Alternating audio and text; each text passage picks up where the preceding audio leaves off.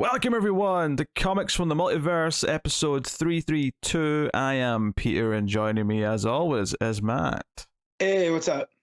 And shockingly, for the first time in months, all three of us are here. Connor is also graced us with his appearance. Who's this guy?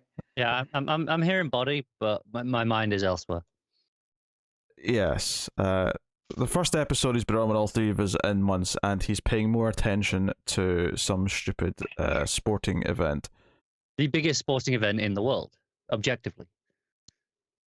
I don't care. They're all stupid. They're irrelevant. The size is irrelevant. Stupid to Pete. In fact, this one, if anything's more corrupt than most of them are, so even more stupid. I don't think Connor will argue that. No, not at all. Yes. FIFA are a bullshit rogue organization. What do you want me to say? Are all of your countrymen enjoying alcohol at the sporting event? They are outside the stadiums for £12 a Budweiser. Jesus Christ! Look, I don't know the much only about beer you're alcohol. allowed to buy. Yeah, I don't know much about alcohol prices, but that seems way too much for Budweiser. I'm also surprised that Qatar are using pounds as currency. That's Well, I don't know. It's just that was what is always. It's all been reported as. Maybe that's just what it converts at clearly. But I will say I've been getting stuff in my feed about how wild the people from Mexico are making it. yeah, there was something I think today between the Mexicans and the Argentinians. Like there was like some stuff going on in the streets between them. Like, I saw a video that they brought their own horses, and I love it. Wait, what? Yeah. They said this lady was like, "They're never gonna invite us back to the World Cup again. We got people on horseback, and they brought their own horses." How did they bring their own horses? I have no idea. There's still been talk. So there's a tradition of England fans, not specifically for this tournament, but in general, of dressing up as like knights and as like St. George basically. The people who are doing that are getting refused entry to the stadiums because, unsurprisingly, dressing up as a crusading knight does not go down well in the Middle East. I'm still on the horse thing. How much does it cost to put a horse on a plane? I think probably a lot. Probably a lot. Even a boat, though. That's a lot of effort to go through. I'm going to take a ship to get to the World Cup because I want to take a horse with me. That's just, I don't know. It's just a bit... Yeah, dude, it's wild. I don't know. I'm just thinking, and then there was video from it, and there were, people just as mariachis riding the horses. So I'm assuming they just didn't like rent horses in Qatar or Qatar, however we're pronouncing it. Yeah, I don't know. It was hilarious though. So yeah, that is wild. Well, believe it or not, this is a DC Comics podcast. We get together and we talk about the comics that came out this week that we read. Coming up on this week's show, we have Detective Comics 1066, Action Comics 1049, Dark Crisis: The Dark Army issue 1, DC vs. Vampires issue 11, The Human Target issue 9. It's technically a Patreon book, but Connor's talking about Tim Drake Robin issue 3. Matt's going to talk about Sergeant Rob versus the Army of the Dead issue 3. And then Connor's got another Patreon book of Undiscovered Country issue 19. So that's today's itinerary, is what we're doing. So let's take an inventory of our feelings and talk about these books. That was a reference to the Santa Claus 3 because I just watched it for review. Oh, I'm sorry. It's not good. Yes. Yeah, it's not good. Is that the one with Martin Short? It is, yes. Yeah, that's the one I haven't seen. It's if they didn't just squeeze all of their plot into the last 30 minutes, it might have been an okay kids movie, but they made some weird choices. But regardless, you can check out my thoughts on that in about a month's time on the Collector's Cut, our movie podcast over at Mail Fuzz Movies, or in whatever podcast app you like to get your podcast from. So we got that coming up. Obviously, Matt somehow dodged the week that we had both a month of Solicits and also all of the Dawn of DC news. So, well, I don't know why you're happy about that. You didn't even get to talk about the fact that you're getting Green Lantern books or Green Arrow. Yeah, I mean, I talked about it with some other people. I talked about it with Connor. You didn't have to hear Pete get really upset that I had a theory on the Green Lantern books. Which theory was this? I want to watch him get upset again. So they're not going to run at the same time. He thinks it's going to be alternating minis, one for each Green Lantern, and there'll never be more than one. So why does that make you upset? Just because you believe that Green Lantern can handle two? I think upset's a bit of a strong word. I said I hope that wasn't the case. Gotcha. So, yeah. But hey, so not a lot of news this week. Not a lot much to talk about. But yeah, because all the news dropped last week. That does mean, though, there's plenty of time for the ComiXology Top 10. Is it Batman? So we're going to look at the Tuesday date numbers. This is all the books released on Tuesday, which is obviously just DC. So what do you think the number one most selling book on ComiXology is for DC this week, as of right now, on Friday, when we record this? I mean, Connor already guessed that it's Batman. No, in all seriousness, because see, I don't like this split things, because I used to be able to go, is it Batman? Is it X-Men? Now I can't do that. Right, I mean, you still can. I mean, there's still a but I can't Batman do book.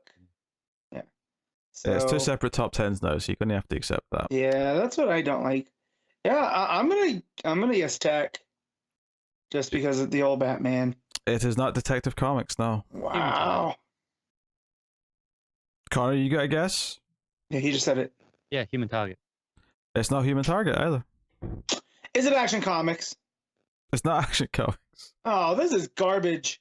It's the Dark Crisis Dark Army special? It is the Dark Crisis Dark Army issue one shot. Yeah. See, so I don't immediately go to those because we're not talking, shop numbers, right? These are ComiXology numbers. So I would always feel when they were, we're basing it off the other list, that shops would order more of those because it's a tie into a big event. So I guess something about this one was just tempting enough to people to buy into it. The number 2 book is Action Comics, 1049. So that's doing quite well. Number 3 is Human Target, issue 9. Number 4 is DC vs. Vampires, issue 11. And number 5 is Detective Comics. What is going on? People need to be reading MV. Like, look, I ain't one to stand up for Batman, all right? However, I will stand up for MV. So, yeah, it's surprising that Tech has probably not been that low in a while, relatively speaking. Yeah, I'm curious if this is just a ComiXology thing, and it may be that the variants and stuff are making sure the physicals are doing all right, or or what. But like, yeah, Ramvy's a good writer, so it being below DC Vampires is surprising to me. Yeah, like Action, Batman usually sells more than Superman, and respectively Detective more than Action, so it's a bit weird, but I get it. Action's on a bit of a great run right now. So. It's on a tear, Human Target, okay. Your prestige limited series often sell pretty well. Yeah. DC Vampire, that's the one that surprises me, I think. Really. Yeah. I mean, after that we get to sort of the other side. Like that's definitely big. I mean, that's the 5 books we. Well, you didn't read Human Target, Connor, but generally speaking, this is the ones we read, at least 5. But then you get to sort of the dregs. Number 6 is Batman Fortress, issue 7. Number 7 is Tim Drake Robin, issue 3, which Connor is excited to talk about later. Then number 8 is Sergeant Rock versus the Army of the Dead. Number 9 is the Punchline book, and then number 10 is Deathstroke Inc., issue 15. Leaving... the stuff that's sort of out in the cold then is just the Gotham Knights tie-in, DC Mech, unsurprisingly. The one that surprises me still again is Harley Quinn 24 not even making the top 10 of just the DC books this week. That's quite low for Harley. Surprising. Yeah, Harley 24 is number 12 out of, and given that this is only the DC list, that's I would say I think a lot of Harley's audience is the bookstore audience. Sure. So I think it probably sells really well in the trades. Yeah, no, I mean, I really have no insight into it. It's just surprising because Harley Quinn's a popular enough character that I expect her to do better than that. But I mean, hell, Punchline's outselling Harley. That's. I mean, I'm sure there's a joke Harley would make there, but Pretty sure that joke was made in DC versus Vampires. Yes. So that is the DC side of the top 10. But as always, we will look at the Wednesday books and see what's going on elsewhere in the industry. Any guesses for number 1 for the rest of the X-Men? No, hold on. There's multiple X books though, Connor. God damn it! So the main one. Oh, no, I don't know what the main one is anymore. It's this week. There's not an uncanny X-Men, so I don't know. Well, I think Immortal is technically the main one right now. There's also an adjectiveless one that sounds like it's one of the main ones. Yeah. So is that the one you're going to go with, Connor, is the adjectiveless? If that was out this week, sure. But I don't know what else was out. I'll go with X-Force. Neither's correct. Number 1 is Amazing Spider-Man. The last time I guessed Spider-Man, I was wrong, so I couldn't trust Peter Parker anymore. Yeah, you can't doubt Spider-Man. Yeah, Amazing Spider-Man issue 14, which notably still has John Romita Jr. art on the current run. Yikes. Which is a shame, but at least it's keeping him away from DC, and that's all I can be thankful for. And that wasn't a reference to Thanksgiving. I'm just always going to be thankful for John Romita Jr. being kept away from DC. I'm just glad Bendis has gone as well now. Is he gone? I don't know if he's gone. I think so. Gone. There's a lot of stuff like his stuff's been under. I think it might have been this week actually that they confirmed that Superman and John are getting secret identities back. Oh right, okay. Yeah, it'll be in I think Action 1050. It's obviously the big kind of changing point for the current run. And Williamson talked about that because he feels like there's a lot of stuff that is missing from the Superman mythos when he doesn't have the secret identity. So I actually don't like that they're changing this back. I think that this, like, regardless of what you think of Bendis, I think that was a natural step forward for the character. And this feels like going back on a marriage in the same way to me. It's just like, we're going to revert this just for the sake of going back to a status quo that we're all familiar with. It is definitely going back, probably arguably too soon once it was done. But I do find it personally more interesting still. I haven't enjoyed any of the stuff, particularly about having no identities out there in the. He's had a secret identity for like 80 years. You know what? Like I could happily let it go forever in the comics. Yeah, it was a very weak argument, but I'm gonna trust Williamson because I tend to. Like I say, it very much feels like Bendis is out now, and it's just like let's just kind of undo what we can. Yeah. Like they can't age John back down, but they can. I don't know. They might try. We don't know yet. Lazarus Planet's coming. I honestly, them reverting that so quick feels a bit cheap to me. I'm actually sorry to hear that. I think it's a bit shy. Yeah. And not because they're reverting something Bendis did. I actually don't think Bendis doing it's the reason why they're wanting to do it. I always like when writers take status quo and then they play with it. And so instead of just starting from scratch and resetting stuff, as they just play within the rules that or the guidelines that were established. So, but who knows? I don't know. Maybe this is an editorial thing. Yeah, it could be editorial. Just playing along. Who knows? Could be Williamson. I mean, Johnson didn't seem to give a shit doing his action run. He's just sort of made it work for him. So I don't know. Kind of avoided a lot of it by just not being on Earth for most of it. Yeah. Yeah. But no. I mean, he got a whole new identity on Warworld. But honestly, I think it's a bad decision. It's a really uninteresting decision to me. But I'm gonna see how it plays out. And I know I'll be fine in time. It's not going to have good stories, but I don't know. It's just like, we're just going to go back to that, which is the default status. I don't know. It's the least interesting path for me. It reeks a bit cowardly, right? It feels like when Superman writers say, it's hard to write Superman because he's so powerful, or that's what that feels like to me. Oh, it's hard to write Superman if he doesn't have the secret identity. Piss it off. I get where this is coming from. I do understand that. Okay, maybe it is a bit soon to kind of just undo that. For me, there are so many heroes now that don't have secret identities anymore. That's kind of, especially in the wider media, not just the comics. It's kind of gone for the most part. So for me, I like having it there in especially something like Superman, where it is like a staple part of those stories. So I'm okay with it personally. All right. Number 2 on the Marvel list is X-Men issue 17. There it is. Number 3 is Daredevil issue 5. And it's still Zardsky, but it's renumbered now like multiple times. Yeah, it's going to be hard to keep track now. It's so annoying. Like you know what? If you want to renumber when a new team starts to run, like I don't necessarily like it, but I can live with that. But this renumbering like multiple times in the same writer's run, like Aaron's Thor. I mean, each one technically had a slightly different title, but I don't care. At least with Aaron's Thor, stuff, it was like there was a different main character, so I could justify well, that. Split. Not always though. They renumbered No. like Lady Thor in the middle. Oh, yeah, She they had did. more than Yeah. one book. Yeah. Yeah, Okay. they went to the legacy numbering during the Mighty Thor. It was very Yeah. confusing. Yeah. I forgot about that. And then they one. went to Yeah. Adjectiveless Thor, and it was still Lady Mhm. Thor. So Yeah. so technically they did it twice. Yeah. Yeah, no. But at least with that one, it felt like different. Like if you go to the comic shop or the bookstore and you're trying to keep track, you feel like you could run the numbers pretty easy. This feels like when I was trying to read Brubaker's Captain America, and there was different volumes, and they, so No. you'd have to look at the title. The make sure they very match. worst is still Lemire's All New Hawkeye and then Yeah. All New Hawkeye again in the same year. Yeah. There was 2 number 1s with the same title in Yeah. the same year by the same team. But that was the peak of the worst of it. Yeah. So that could play aside. I'm looking forward to catching up on this Daredevil run. Yeah, me too. When I get in the mood for it. Number 4 is Miracle Man by Gaiman and Buckingham. Yep. Issue 2. Yep. So, interesting. Number 5 is X-Force issue 34. Number 6 is Avengers Forever issue 11. Number 7 is some Star Wars book, Revelations issue 1. Do you know what Behind that on is? all my Marvel stuff at the By minute, Mark including Star Wars. Guggenheim. Oh my. Uncle Googie himself. Uncle Googie's in a Star Wars book. There it is. What is this? Number 8 is Star Wars Yoda issue 1.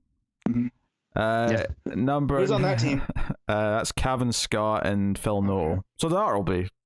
Yeah, Yeah. Kevin Scott's Nice. done quite a lot of Star Wars stuff in the last few years. It's funny. Every week I'm checking next week to see if there's any interesting number 1s coming out from elsewhere that are worth trying. And obviously this is all Star Wars stuff, so I'm like, yeah, none this week. Easy to ignore. Thank you very much. Number 9 is Defenders Beyond issue 5, which is the final issue of that miniseries. And then number 10 is Doctor Strange Falls Sunrise issue 1 of 4. So That is yeah, a very weird looking cover. it has a very weird looking cover. So yeah, some odd stuff in there. Once you get out of the top 10 though, you do actually get some non-Marvel stuff. Happy to say some Image books.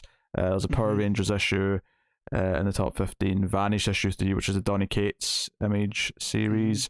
So there's some other things there. So cool.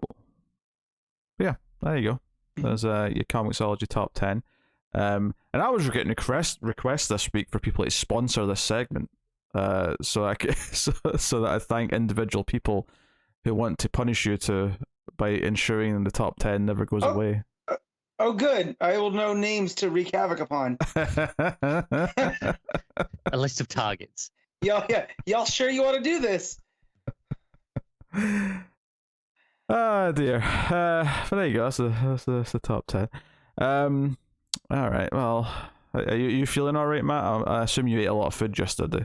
Oh yeah, I was feeling miserable for a good 45 minutes, but then I took a nap, and then I woke back up for dessert. So, yeah, I'm good now. I mean, I went to the gym this morning, worked it all out, and then How naive. Worked it all out. There's no way you worked off everything you ate yesterday in one gym session. I did go play an hour and a half of football yesterday, and then I ate, and then I went to the gym for an hour today. So it might not all be out. It's probably mostly by now. That said, there's leftovers in the fridge for later. So, yeah. But yeah. I was feeling real miserable. I outkicked my coverage. So Sounds like you just didn't eat enough to me. No, I did, Connor, and then it was the last plate of mashed potatoes that really did me in, because I feel like once they got in there, they expanded, and it was not good. I don't think mashed potatoes act the way you think they do. I'm just telling you how it felt, how it went in my stomach. All I know is there's no such thing as too much mashed potato. So No, that's true. Tell that to me after my third plate yesterday. Matt, let's go back in time, just and think. No such thing as too much. Yes. Yeah. But yeah, no, it was very, very good. So Yeah, I stuffed my face with Chinese food yesterday, which had nothing to do with any holidays. I just happened to get Chinese food. I'm planning on doing that tonight. Yeah, we were trying to figure out what we're doing for Christmas dinner, and he kept suggesting just order Chinese, and I kept getting shouted down. So you know what? They can figure it out. I think I'm just gonna order Chinese for myself on Christmas Eve, and then that's gonna be my Christmas dinner. So I don't get Chinese food enough, and I'm jealous of you guys. Do you have Christmas dinner on Christmas Eve? Yeah. So with the way that we do it, because my wife's family's all pretty. The older we get, the more that we split off. So we do our big family Christmas on Christmas Eve. Yeah, no, I've noticed this is like a 50-50 thing, but amongst Americans, half the Americans seem to do it on Christmas Day, which I would say is the UK way of doing it, and then half the Americans do it on Christmas Eve. Yeah, that's what we do, and then Christmas Day is usually for me and my wife, and usually we used to go to the movies. We have Boxing Day for that. Yeah. So everyone here does Christmas dinner on Christmas Day. That's it. There is no other way of doing it. And then you have Boxing Day as that spare day afterwards to do your own shit. Mm-hmm. But yeah, so and this year we're not gonna have anybody on Christmas Day. Half of her family is going to Arizona to see a football game. And the other half's going to San Diego. We're staying here, so probably just gonna sit and hang out. Who knows? Maybe see a movie, depending on what's out. My boy James Cameron's next epic's going to be out in time for Christmas. So still don't believe it's coming. Oh, it's coming. Don't doubt James Cameron. I got a trailer, a different trailer than the one I've seen, and that started to make me believe that maybe it is. But I still feel this is a prank. You're gonna sit down. There's gonna be no movie, or it's just a greatest hits compilation from James Cameron. Hey, people keep doubting James Cameron. I'm just saying don't, because people doubted him when Avatar 1 came out, and then it smashed every record. Just don't doubt him. That's all I'm saying. Sorry, Ash couldn't remember if she had gone to the theater to see the first one, and she didn't, but she thinks she has for some reason. So we're gonna, It's that transcendent. It somehow, when she watched it on a TV screen, it kind of just emanated off and burrowed into her brain. Well, no, she's never actually seen it. Oh, okay, all right. Yeah, everything she knows comes from the Disney park stuff, from the ride over Disney World. So yeah, I think we're gonna watch it because I am gonna have to go to the theater to see this thing if it actually exists. Oh, it does. It's got a runtime and everything now. Yeah. What's the runtime? 3 hours and 12 minutes, I think. Oh my god. Hey, James Cameron movies come out once but a decade these days, if that. Give me every minute you can. Pete, did I hear something about a True Lies TV series? Oh yeah, there's like a CBS show coming in January. Okay. I thought maybe I dreamt that up. It's probably going to be shit because it's a CBS network show. Yeah. But it would be nice if that meant we got a 4K remaster of True Lies around that time, but they're dragging their feet on that in the abyss. I won't go into this rant again, but no, please don't. That's not what I meant. I just was going to say because that's the James Cameron I like is the True Lies side. So what do you mean side? They all did one movie like that. Because after True Lies, he made Titanic, and then he's incapable of making a movie that's sub 3 hours. So Avatar wasn't over 3 hours. It felt like it. It did not. It did. I mean that it was very immersive. Who knows how long I was in the theater for? Yeah. Oh, Carr's muted himself somehow. He trying to make some. I can see him saying no, I haven't, but we're not hearing him. Oh, he's having technical difficulties. Skype's gone rogue again. This is fantastic. Look at him. Yeah. He's trying to speak and he can't. Pete, did you get to watch Dynamite yet? I did watch Dynamite, yes. Okay. Yeah, what'd you think? That Chicago crowd can kiss my ass, is what I think. Look, it doesn't help that your boy Kenny Omega was going out of his way to actively taunt them. Oh well, no, I think that was intentional. He was trying to play. He was playing situational heel. That's what they were doing. It was. It was good. Can't just try to figure out why I can't speak. I have no mouth, but I must ginger complain. Did you see that he thanked Kenta? I did see that on Twitter. Yes, I did. I did. I love the shenanigans. This is what makes wrestling fun. Yeah. Speaking of wrestling, I don't know if we talked about how The Rock got butthurt because IGN just stated a fact on Twitter that Black Panther 2 has already made more than Black Adam, and The Rock had to reply to it and get all... What did he have to say? He basically just like, well, no one knew who the GSA were a year ago. We were like, we're the new kids in town, and like, so you give us a break, and blah blah blah.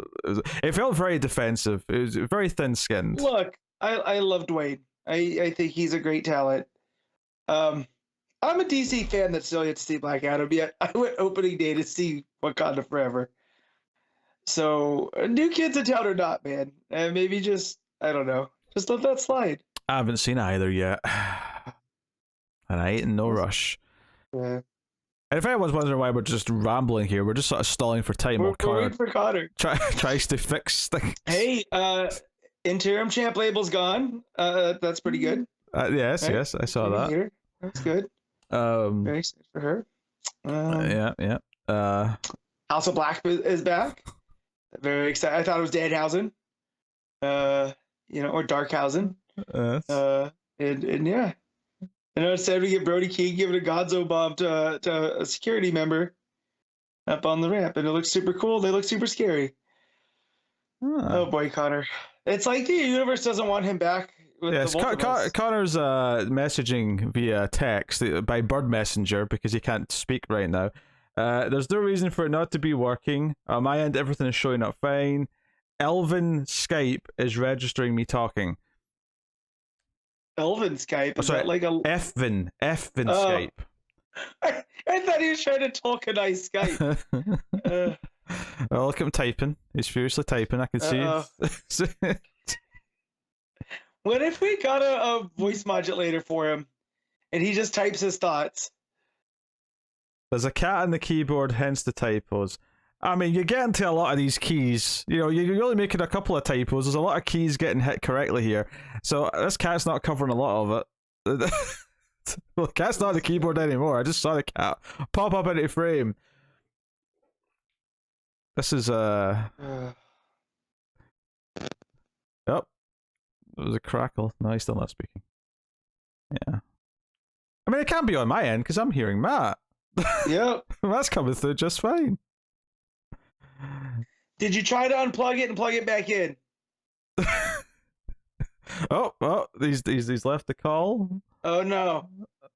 He probably wants to be added back in, I imagine. Oh, he's coming back in. Can you hear me now? Oh, there he is. Yeah, but we're in the wrong spot. This is great. What? Nothing changed. Well, something's changed. You've moved Boxy Shub. I saw a kitty cat tail.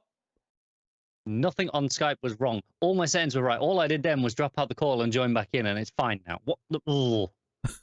I hate Skype. It's a piece of shit. Man. I'm not fixing the videos. You're just staying like that.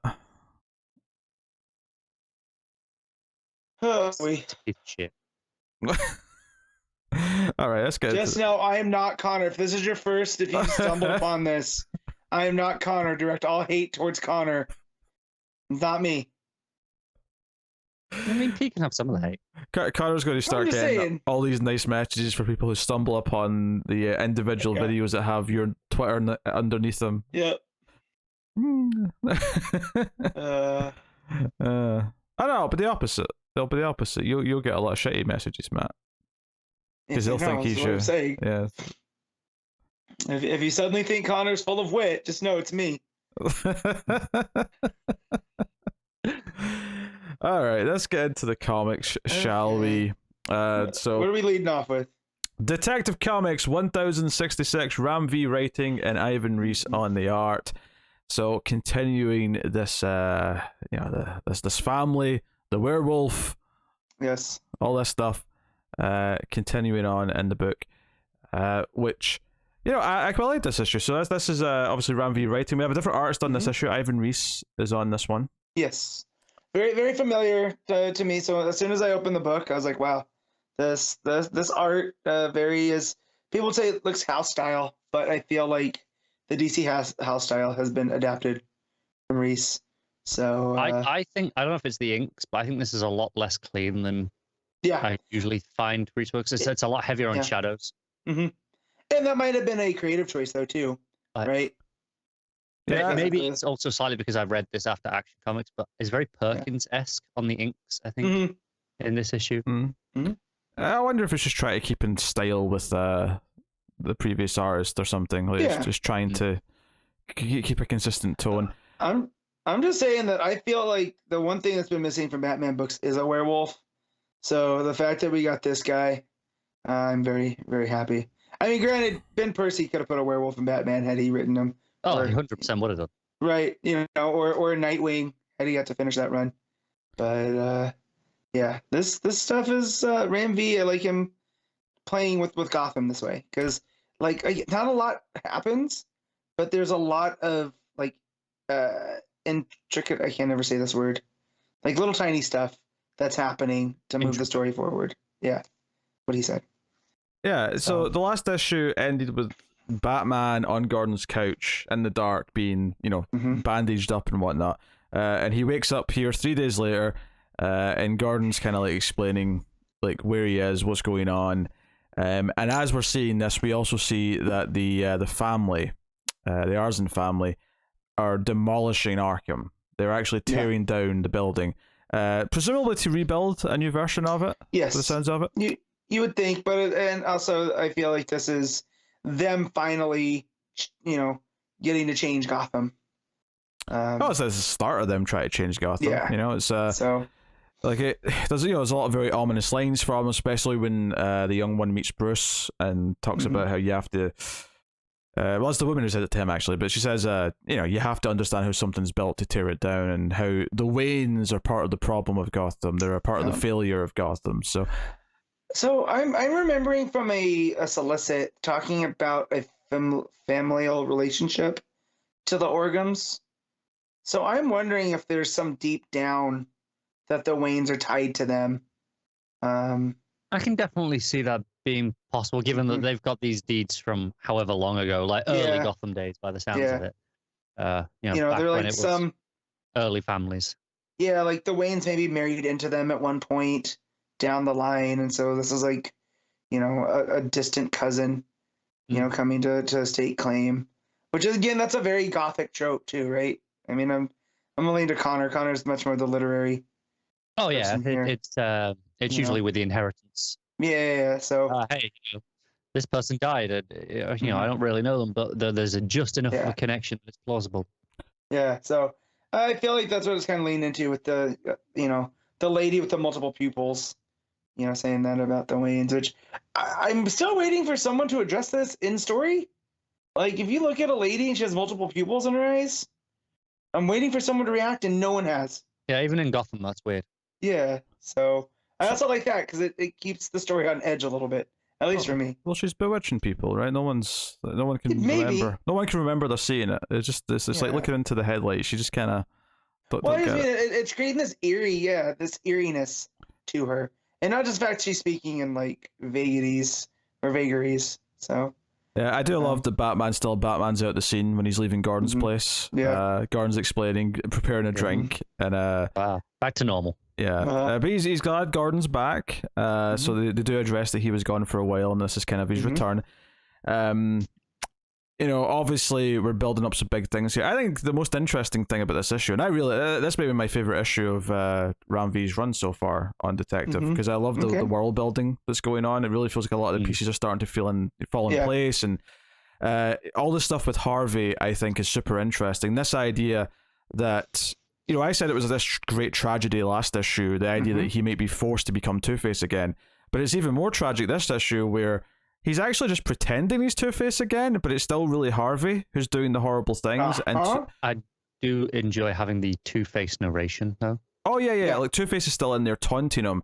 But this idea that he's, like, keeping up this appearance that he is this awful, version of himself, this Two-Face side. And he's actually refusing to give up who Batman is to Two-Face. It's like Mm-hmm. it's like you've somehow made this more tragic, but also made me like respect Harvey as a character and like his integrity even more than I did before. Like you, like this is the ultimate having your cake and eating it too, in like every way possible as far as the drama of the story goes. So you have this really kind of strong internal like strength and struggle going on with Harvey that I think is a really good heart to the story right now. And obviously it ties into the family because the big dude's like having him like, you know, prep all of their operations. They're taking over the power plants and they're taking over factories. Although notably, there's one area in the subway that they can't take over, and the big guy says, "I'll go and check it out myself." And then the big guy, of course, is the werewolf. At least, he's the werewolf we know about. Like there could be multiples. There's always room for more werewolves. Yeah, of course. Yeah, and then of course we do have the scene where Bruce runs into the young prince. Arzen Argum. Yeah, I said the Arzens earlier. Arzen's his first name. Argum's is the family. That's right. Yeah, I course corrected with calling them the Orgums. Yeah. So, I mean, as much as I forget the name every time I go to read an issue, it's to the story's credit that I never forget what they're doing or why they're there. No. It's just you names might I blank the forget. name, but once it comes up, you know exactly who it is. Yeah.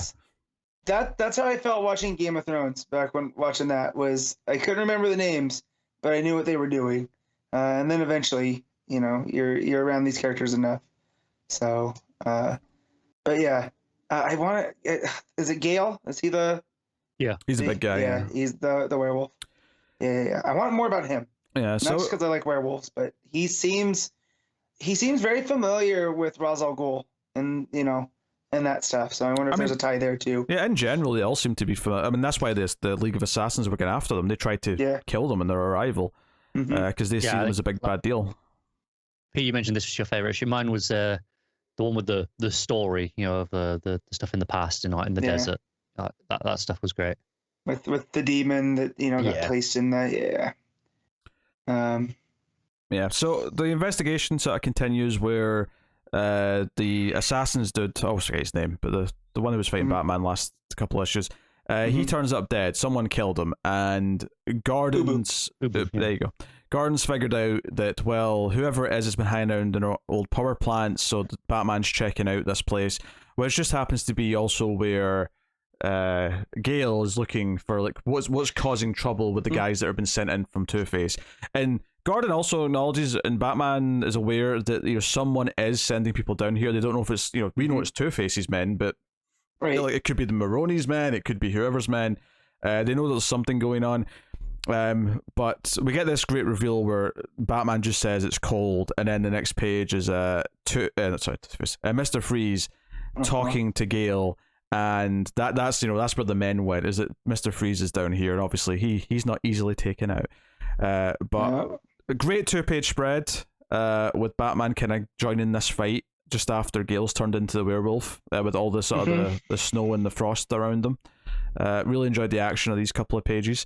And then the cliffhanger is Freeze sets off a freeze bomb, so Batman is frozen, and that's the to be continued at the end. It's a pretty traditional cliffhanger for this run. Has been doing some different stylistic things so far, but this is a pretty traditional, like, hey look, he's frozen. Yeah, I think I like the issue because it has I really like what they're doing with Harvey, because I really like the Harvey stuff last issue as well. And it's really giving me that sense of tragedy with the character, but I also like the general sense of world building. It feels like Gordon's a proper supporting character in this story again, as well, obviously, as Harvey. But then you've also got this group of villains who have different elements to them. You've got the big guy who's a werewolf, you've got the actual ancestry of them, and like how they basically became the Arkhams, or at least one branch of them became the Arkhams, and you got all this stuff at play. So it still kind of very much feels like we're like Gotham's a character, in the sense that it's all about taking over the city and about the grasp of control. And I think early on it's not actually a news report, it's just Gordon telling Batman, I think, but like you get that feeling of like this could be Deb Donovan still like typing up what's happening. Sure. Also, I like that Batman seems familiar with Gael because he calls him the Wolf of Bazad Jahan. I can't even. Nice Bazad Jahan.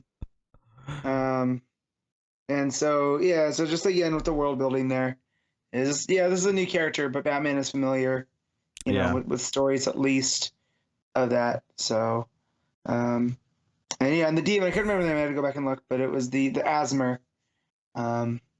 So I'm sure this is gonna play in, you know, also to the soul of Gotham. Oh yeah, that's the other part of the Harvey thing I really like.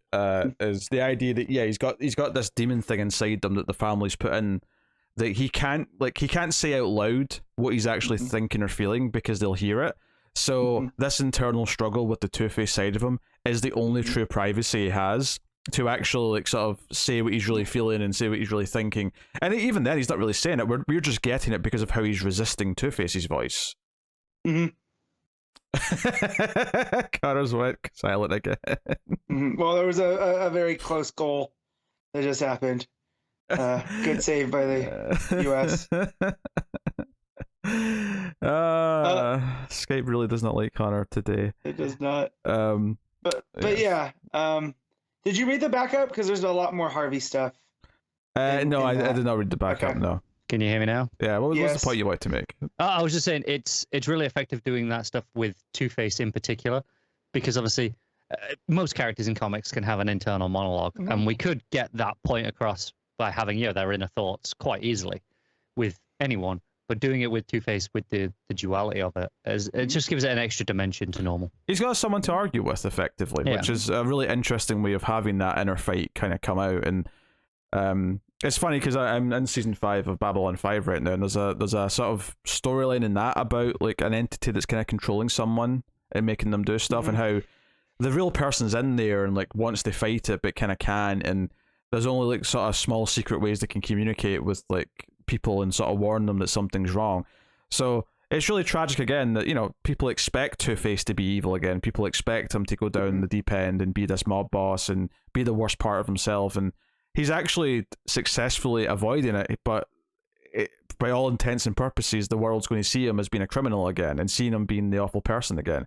And I quite like the art, you know, in these pages where like the Two-Face side of his face is all in shadow. It's nothing that original, but you know, it's all in shadow until he steps out into the light and you see his face again. It's after he shoots the guy and the smoke from the guns going up. You know, so it's a nice big dramatic few pages of that scene. Yeah, it's definitely making Harvey more relevant than Two-Face again. You know, for the longest time, it's always been Two-Face in the driver's seat, but here it's actively Harvey. And then I like that it seems. I didn't get that. Oh, my watch.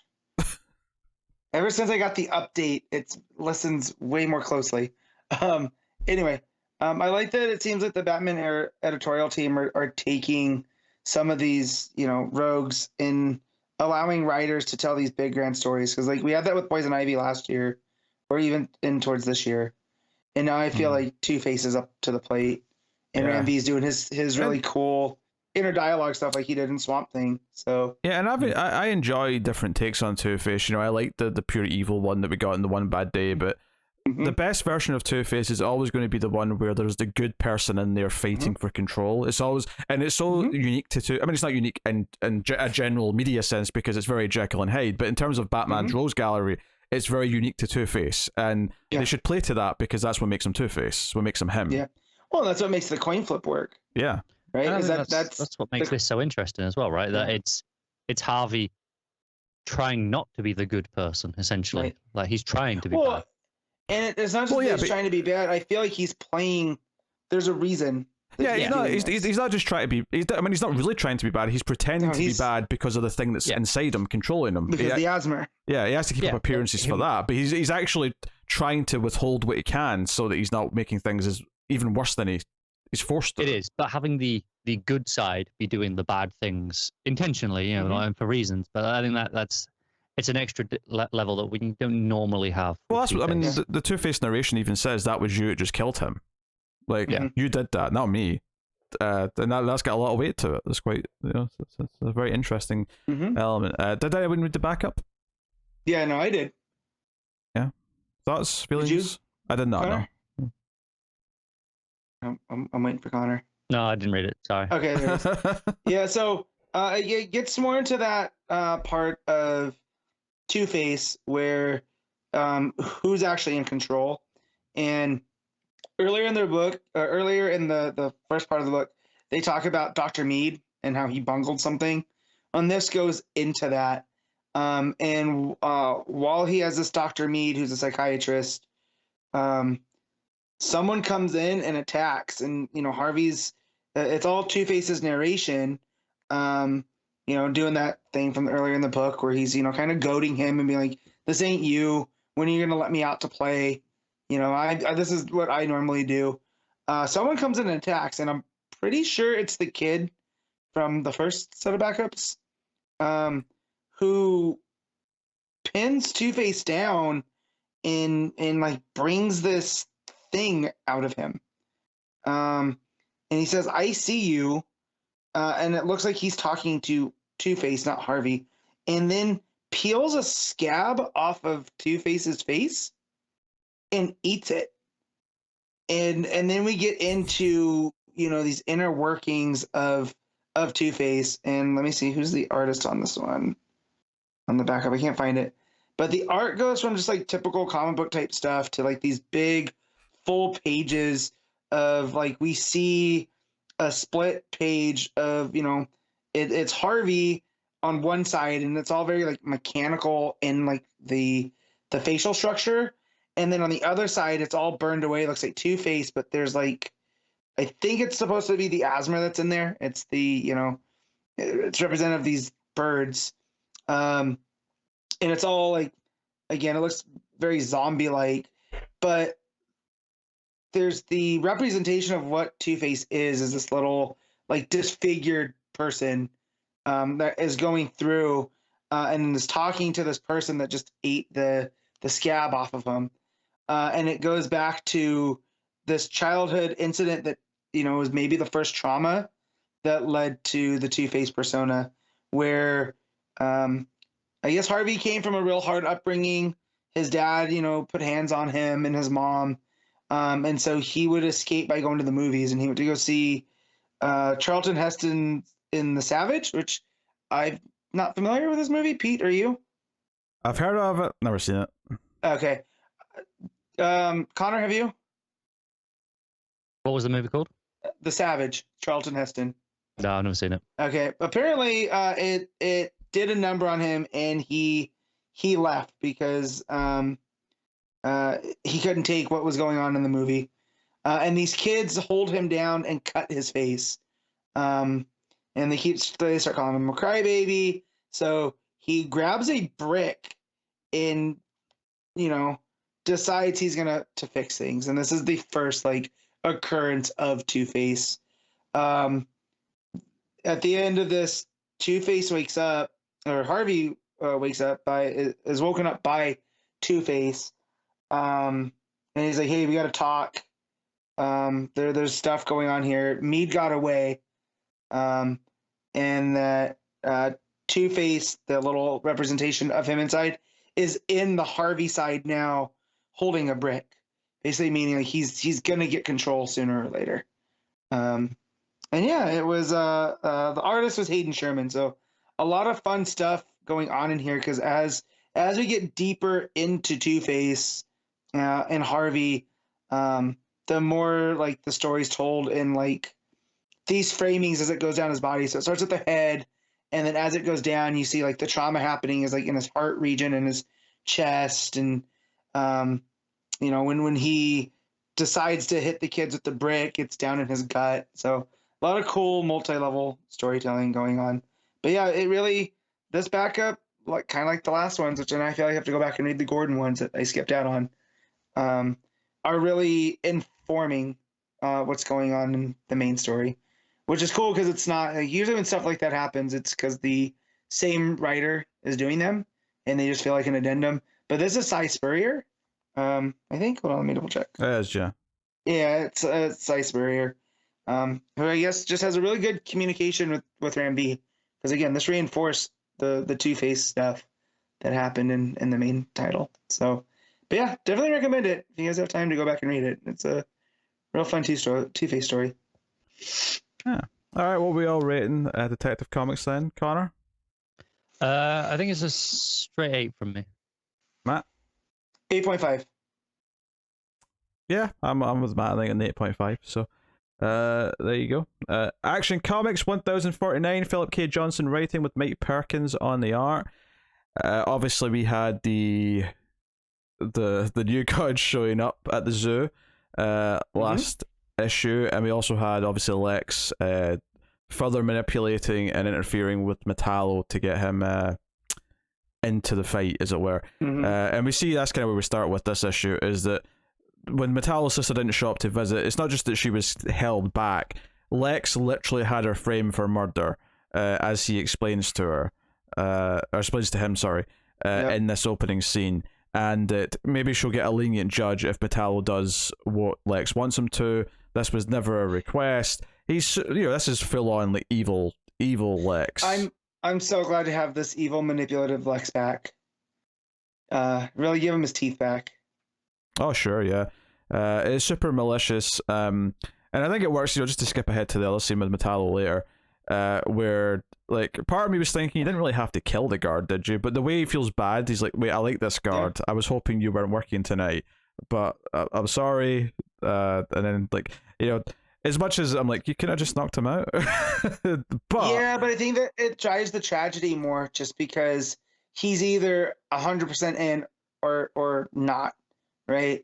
So him escaping like that, is justified by him it killing. maybe raise some questions. If he escaped and didn't kill someone, it might raise questions as to why is he acting out of character and what's going on, and maybe start, that starts them looking closer and sees the link with Luther.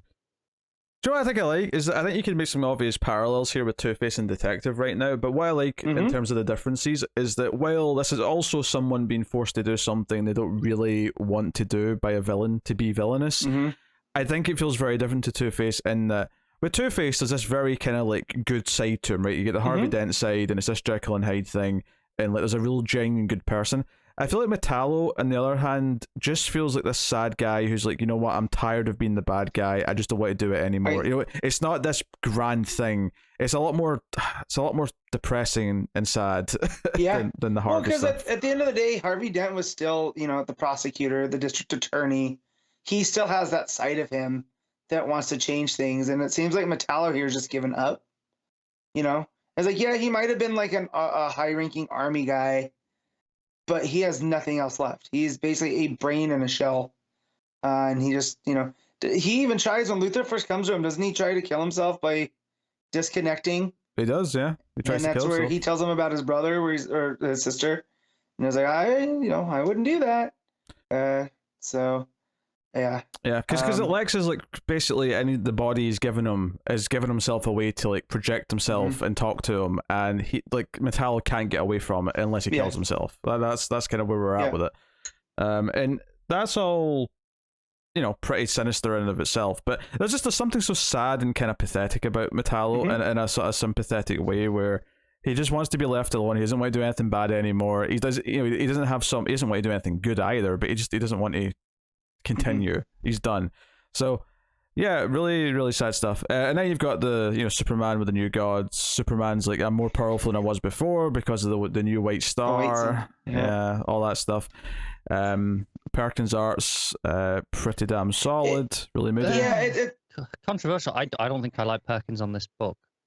So the first couple pages, they seemed a lot, I don't want to say messier because they're not messy, but just Perkins' style didn't seem to. But the more the issue went with that stuff, the more it fit in. So like the dark, as weird as it sounds, the darker parts of it didn't work for me as well as the stuff like at the zoo and with Superman and the New Gods.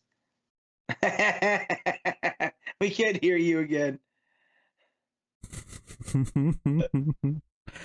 I know, I quite like the art in the book. There is a little. I mean, Perkins naturally has a little bit of a messiness at times. There's a couple of panels in the action stuff where someone's throwing a punch and the angle or the body proportions are a little bit weird. But no, generally speaking, I quite like them on this book. It's not as perfect a fit as Swamp Thing, obviously, but I actually still quite like it. See, what I was saying is, I'm assuming you can hear me now. Yes. I think he's fine on the Metallo stuff. And I think the War World stuff is okay as well. But the stuff just in the daylight on Earth, I think really doesn't suit his style very much at all. And again, it's not that I think Perkins is bad. I just don't think this is the right. It just doesn't match for you, which I get. I happen to like it, so I can't.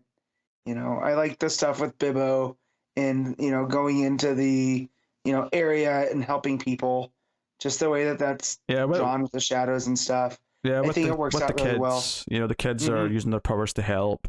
Yeah. And when they try and take the boy, because he's got the Ogle Run or whatever you call it. Yeah. Basically, like, his power starts to erupt, and Superman has to calm him down, and basically explain to him that you're still you can get a control of this, but I'm going to have to like sort of help you teach you that, and we'll get a control of it together, kind of thing. But it's like, new gods, even if you wanted to take him, clearly the boy can just erupt with power, and you couldn't anyways, so there's no point. And there's kind of like an ominous threat here from Orion, where he's like, well, if we can't take him, then we're going to have to figure out a way to separate the power from him, and if that kills him, oh well. This is on you, Superman. Yeah. So I pointed this out last time. The idea that both sides of the New Gods are working together to get the Fire of Olgrin out of this kid is pretty ominous, right? Yeah. Like, it's not often you see Orion and Calabac actually working on the same side. Yeah. So it sells it as a big deal, having those two sides work together. And also I'm gonna put up some flowers for Bibbo, for this guy who is just a guy that runs a bar in a bad part of Metropolis. Him facing down these New Gods and backing up Superman. So Superman's, standing there with the kids, and Bibbo is in the let's do this pose. I love that so much. Like, Bibbo's not saying anything. It's just the way that Perkins draws him with the posture. That this normal dude is willing to face down New Gods to help Superman. I need more Bibbo. That's all I'm saying. Yeah, so the big thing as well, which is sort of like the ongoing story, is that Superman goes up to Warworld and effectively says goodbye, because they're all being shipped off to their home worlds where possible, and effectively says, you have a right to bear the Crest of El because you all wore it when it is a sort of in a hopeful act of defiance about fighting back against Warworld. You have a right to that symbol and believing in it as much as I do. So he sort of burns it into all of their clothes and armor and stuff. So it's kind of a sad goodbye, and there's a glorious page of like Warworld leaving, because you see it next to Earth, and it's all very very stylistic art. It's just very sort of blotchy and painty. It's really pretty though. The way it's a little bit surreal. Yeah. So it's almost like there's this cloud around Warworld that is just sort of like starts to clear once it's gone. Yeah. Like a haze. So it's very good. And then you get the scene with Metallo leaving and escaping. Yeah. And the big cliffhanger scene is that Manchester Black was snitching for Lex. And once again, when Lex says he's got one more thing he wants him to do, Manchester Black says he's not interested. And Lex just laughs because people don't get to not be interested in what Lex wants. And he knocks him out with the press of a button. He screams in pain, he goes down. Zaps him. And he's like, you'll do whatever the hell I want you to. Someone's been taking some notes from Waller. Yep, for sure. And then Manchester Black mentions too that he got him an orphan box. He got Lex an orphan box and one of the Unmade, which I'm sure Lex is going to do completely ethical things. Oh yeah. So, but yeah. Honestly, one of my favorite panels of the whole book, it might be the panel where Lex says "interested" with a smirk on his face before he starts laughing. I think that panel is great. It just really gives you who Lex is in an instant.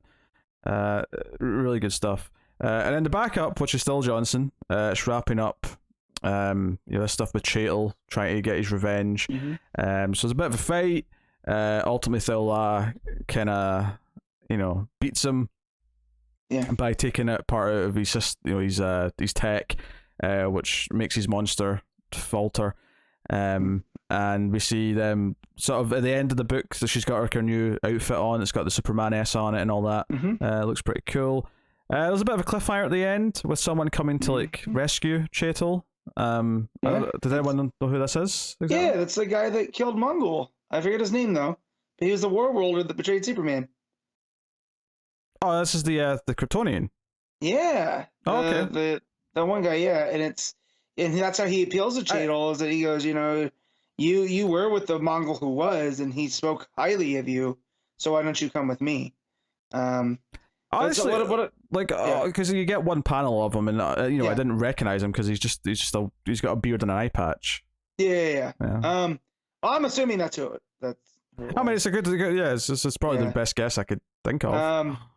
But what I liked about this story is, even though this backup seemed to wrap up very, very quickly, Yeah. the other one, like the other parts of this one, felt like, you know, proper. This moved really quickly. But they were talking about how, like, Cheadle is, you know, this threat because of his reputation on Warworld, and that when Thal Law is looking at him in the jail cell, because she spares him because that's what Superman would do, you know, and that, you know, Cheadle also is kind of, you know, begging to be killed because he wants to die in battle. That you know, they can't take the chains off of him, you know, because it's inhumane and he'll scream and whatever. Yet he's now going to be carrying these chains to wherever he's going, and it's almost like this sinister thing of, you know, Warworld might be gone, Mongol might be dead, but it's that negative part of that culture still survives. And it's part of the thing that comes with Superman, right? Is the, you know, you do what's right, that always leaves you open to those that, you know, will exploit that. Yeah. I mean, this is obviously setting up for something later on in the run. Johnson knows what he's doing here. Yeah. I wouldn't say this backup, this part of it specifically, was that eventful. It, like you say, it went in really quick. The art's not as good as the main book, obviously, and it all basically boils down to Cheadle's still in play for later. Yeah. You know, that's ultimately what it does. So it's a little bit superfluous, I felt, but that one key plot point's obviously going to be relevant later. Yeah. I haven't been reading the backup. Mainly because I looked at it, I saw it was Johnson writing. I thought, yeah, maybe I should. But I looked at the art in the first part, and I was just like, that's not for me. You get whiplash. You do get whiplash going from the main art to backup. To Lapham. Yeah. I did really like the art in the main book, though. I think the run's still as strong as it ever has been. It's doing a lot of interesting things and setting up this new status quo with the kids, and I think this build to a sympathetic villain in Metallo, with Lex being super evil, and having Johnson write super evil Lex is really interesting. So, for sure. Yeah. All right, what we give it? Connor? I'm going to go with another 8, I think. Matt? 8.5. I'll probably side with Connor on this and go with a straight 8. I really like some of the individual scenes in it, but I don't necessarily think it's as strong as a whole as Detective was this month. But yeah, there you go. Dark Crisis, The Dark Army, issue 1. Mark Waid, Dennis Culver, and Delilah S. Dawson writing. I'll tell you who they are in a second, because there was a few of them. But this is a one-shot tying in, obviously, to Dark Crisis, which kind of, obviously, the big battle kind of wrapped up in the main book this month as well. So this kind of like spirals out from all that was still going on, and is going to come back into play in the next issue and the next tie-in issue. So this is interesting because we have kind of Robin building a little team to go and do something that'll help in the overall fight. And we have on art, we have Freddie Williams II, we have Jack Herbert. Was it just those two? I'm surprised. I thought it was more than that. But, yeah, me too, because the art's really all over the place in this one. It really is. It's kind of a funny one because, like, I actually really like parts of this issue, and it tended to be because I liked Damian being Damian and like forming this team of misfits, which includes Sideways and Red Canary. So them like interacting for the first time, and there was a lot of just interpersonal stuff that I really enjoyed getting a glimpse of. The actual goal in what they were doing, which was going to this other Earth, and they were at the tuning fork, and then the just like incarnates show up controlled by the darkness, and then ultimately they're able to, you know, Dr. Light's able to like break them out of it. I kind of felt like we didn't really accomplish much by the end of the issue. So so like this is definitely one of those cases where this is a, you know, tie-in to tell a part of the story that I don't know if we necessarily needed. Like the last one that we got when they went into the green and they used the green to jump multiverses and whatever. I liked that, and I felt like I had a better understanding of Dark Crisis after reading that. This just kind of felt like a mixed bag, because I'm still like I know what Robin was trying to do, but I still don't know if maybe Robin was the best character to be leading a multiversal thing like this, Well, the funny thing is the only reason why I enjoyed this was the characters intermingling. So if you take out Damien, then you take out what I like. I think what's interesting to compare it to that Green Hell one is that I think that had a better concept, but I don't think I enjoyed reading it as much as this, just because I enjoyed the banter more. But both of them, I think, ultimately, I felt a little underwhelmed by, and felt like, especially since the Green Hell one, like, ended up having the MacGuffin that let them win the fight with Pariah in issue 6. That felt really weird to me, because it's like, if you didn't read that one shot, then this thing just came out of nowhere, basically. And that's a little frustrating, I think. But like I say, like Damien and Red Canary and Sideways all intermingling, and then you get Power Girl and Dr. Light kind of as the sort of more veteran characters, I guess. Yeah, the adults in the room. Yeah, like Damien... I did like having Sideways back. Oh yeah, sure. I enjoyed that, and I enjoyed Damien being insufferable. The art is very inconsistent though with how tall they draw Damien in this issue. Sometimes it was like, and what's funny is that in the first page it actually says in the narration, "I'm 5'4", and as the issue goes on, sometimes it felt like he was just the same height as the others, and then sometimes it felt like he was drawn more like a kid again. Yeah, he looked like he was being drawn as Dick Grayson, sometimes in an old Robin suit. Yeah, but it's not consistent though, because there's some pages where there's a page in the middle that I'm looking at right now where he does look like he's like 12 again. Like he looks that height, he looks that young. But then sometimes you'll stand next to the other characters and he looks like he's 20. So very inconsistent in that sense. For sure. Yeah. I do love the Red Canary back and forth with Damien. And like I said, I liked Sideways being back through there. But yeah, it was a fine issue. Like there's nothing I don't think great or about it. There's not a lot of the events that I actually want to talk about. It's mostly just them fighting. Like they go to like the Earth where it was all apes, and they make some jokes about that, and like, why are they all gone? This is what's going to happen to our Earth if we don't fix all this. And when they go to the next place, and they're the Justice League Incarnate like show up to fight them because they're all being. There's some fun stuff there with like Captain Carrot trying to eat one of them and blah blah blah. But when they bring them all back, and Dr. Light's been kind of like souped up by the because they're on like the monitors. And I guess that ties back into Crisis on Infinite Earths with the monitor choosing Dr. Light specifically. And so they use the monitor device or whatever it is. But Dr. Multiverse or whatever her name is, I forget. She looks at our team from this book and sort of sees all the different versions of them inside them, because that's kind of her power. And we see like Damien looking like he does in Batman versus Robin. And there's an editor's note saying, hey, to check out more about what she saw in Damien, go look at that. Yeah, I do love that's all she sees though. Like if you look when she looks at Power Girl, right? There's all these different versions that we've seen. They're like the corporate Titan version, and then just the Supergirl version and stuff. And then who's the other character they look at? So the whole team. So you see Sideways, you see Red Canary, you see Dr. Light, and we see all the different versions of them. But Damien's always going to be Damien. It's the Damien and Pete said in Batman versus Robin. So I find that funny. That's all I got for this one.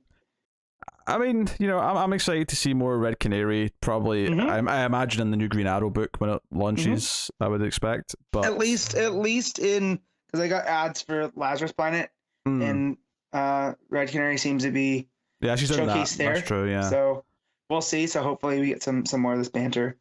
So it's kind of interesting that someone remembered Sideways exists, though. Yeah, I'm telling you, Mark Waid. For him being gone from DC for a while, he's really, playing within the bounds of what's been going on really, really well. So yeah, Joe, what's so weird about this though is that I don't understand why it's multiple writers, because it's just one. It's not an anthology. It's just one story. But Mark Waid literally wrote pages 1 to 6 and then 37 to 40. He wrote the start and the end, and I don't feel like it doesn't feel like a bookend to me where it's natural for it to go back to the same writer again. Like, I don't understand how it gets split up, and I don't really understand. So it's very much like the art. It's very inconsistent. Yeah, because for sure. it's different people. Usually in those circumstances, it is they collectively plotted it and then just divvied out the pages for individual scripting. Yeah, amongst themselves, just to for time reasons usually. Yeah. The point I'm making though is that while Mark Waid's name's on it, and I appreciate there's some touches from him in here, it doesn't really feel like a Mark Waid comic overall because it's it's been farmed out to multiple people. So so like I say, the art's very inconsistent. I mean, what are you giving him, Matt? I'm gonna give this a 7. Well, I think I'll go more with a 6. It's perfectly readable. There's some nice character beats, or not even beats, just character dialogue more than anything. But I can't really go any higher than that. It's kind of just an essential tie-in, would be how I'd describe it. So, there you go. DC versus Vampires, issue 11, James Tynion IV, Matthew Rosenberg writing with Otto Schmidt on the art. So this is the penultimate issue. One of the things I've been saying for the last few is I do think the back half of this book's been a little weaker than the first half, just because it kind of feels like they set up these 3 different missions for groups of characters to do, and we've just been doing them for what feels like 4 issues at this point. Yeah, it feels like each issue, there's not really enough of any one of them. Yeah. I feel like maybe they needed to dedicate like 2/3 of an issue to one and have one as a B plot and like rotate through them instead of getting a few pages from each. I agree. It's felt very formulaic, this back half as a result. And that's it. I actually like a lot of the things that are in this issue, and that's been true of all the issues, really. It's just that none of them of this back half, whereas the first half, like, this book, unless the last issue really blows me away, I don't think this book is ever going to top that issue 5 or 6 that revealed Dick Grayson was the villain. Like, that was like such a... the mystery building up to that was such a good way of telling the story. It feels like 2 different series that they're just making one. It had a lot of focus in the first half, though. Yeah. Here, you've got all the fighting going on. I do think there's at least a sense of culmination here, though, where all this fighting's going on in Gotham with Babs and the group in Gotham, while like they're trying to get Kara. Because the big cliffhanger of this issue is, did Kara get enough of the sun to survive the explosion and like be repowered and come back down? Be able to help in the big fight. That's kind of and that works as a cliffhanger. Normally you'd say yes, obviously, but it's the final issue in a Elseworlds essentially. It's all about hope, right? So I feel like if the writers really want to steal hope from us, then Supergirl doesn't make it, and Babs is literally on her own. Yeah, I mean, I would say it's more likely she is, because it's the more typical story beat to play at this point. But I mean, who knows? Yeah, like there's a lot of options. Obviously, they have to sneak on there, and Jaina has to like pretend Kara's with them, but she's really just like a water puppet. I do like that. I do like that Jaina's learning new things at the power. Oh yeah. I thought that was pretty cool. Also, Lobo did not annoy me. Usually Lobo's one of those characters that just annoys the piss out of me. Here I felt he was handled very well, because he's just like, oh, okay, they pay me to keep watch on this stuff because it's just easier that way. But if you want me to look the other way, okay, right? Yeah. And then he gets there and he's like, oh yeah, they paid me more money. They're up to something. And it was just real funny with how quick that all went. It's very Lobo. Yeah. Meanwhile, you got Swamp Thing with Green Arrow. There's some more jokes about pissing on him. There's not really much to that plot, though. It is really just a couple pages in this one. Yeah, I do like some of the... Yeah, the dialogue there I do like, where Green Arrow is like, do we have any like fighters? And Cole is like, yeah, I mean, these are librarians and farmers. And Green Arrow does one of his, yeah, but you see, those are the people with heart. And Cole just looks at him and is like, yeah, no, like, sure, I knew you were going to say that, but like, I don't think they're going to stand a chance in the vampires. Like, it was just very, And there's some fun action when the people in Gotham show up to help Babs and Co. Who, the ones who are still sort of in there running around trying to help. There's a sort of fun action sequence where they're driving towards like a trap where they've got some of the UV light and a bat signal, and like Damien's having to duck behind. And there's some jokes here as well about how the people who show up in the bikes, like one's like, oh, I got the vampire, and then the one with Frankenstein's like, I got a zombie. I think that's Cass who says that. Mine's a zombie. He's like, I'm not a zombie, I'm a reanimated corpse. That's pretty zombie. Frankenstein. Half dozen of one. Yeah. I will say though, all Schmidt's art obviously is pretty good by and large. It really fits. There is one really dodgy face. It's actually just after, it's on the page where the bike's jumping the ramp at the signal trap. And it's the Give Him Hell Batgirl, which I don't even know who they're saying that, to be honest. But the face looks really flat in a way that Schmidt's art doesn't normally look. So it's just, I don't know if it's just a bit of slight rushing to keep on schedule or whatever, but it just looks really weird and flat to me. But, they encounter some resistance, so the fight's going on, and the big cliffhangers. Kara, it looks like the ship's just going above the clouds, but then you see the big last page is the explosion, and it's like, was it enough? Was that few seconds of sun enough to... supercharger? We'll see. Gut instinct, like I said, is yes, because it's the obvious beat, but you never know.